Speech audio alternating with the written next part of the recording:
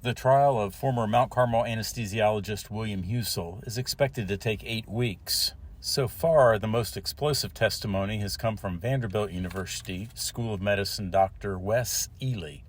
As a witness for the prosecution, his multiple descriptions of how Husel's patients died was riveting. Here are 6 highlights of his testimony. When she was given 1,000 micrograms of fentanyl, she only lived for 8 minutes.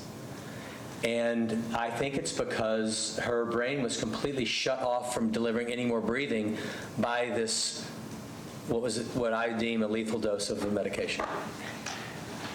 And I think it was unethical to give her 1,000 micrograms of fentanyl when we did not know how long her natural life would lead. And I think that we assured that she would not live by giving that dose, which to me is the cause of her death.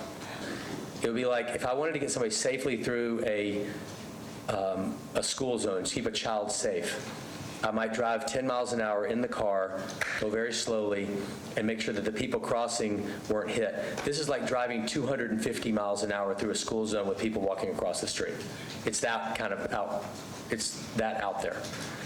To get any one of these medications might not be necessary, but to give all 3 in that high of a dose, it's mind-boggling to me why anybody would do that. What would be the purpose of administering this type of medication to him? There's no purpose other than to end his life. Did you, based upon this information that you found relevant, draw conclusions regarding Ryan Hayes? I think that these drugs were given to intentionally cause him to die. And is that to a reasonable degree of medical certainty? I think yes. Do you have an opinion as to what those levels of drugs, the 1,000 micrograms of fentanyl and the 10 milligrams of midazolam, did to Miss Castle?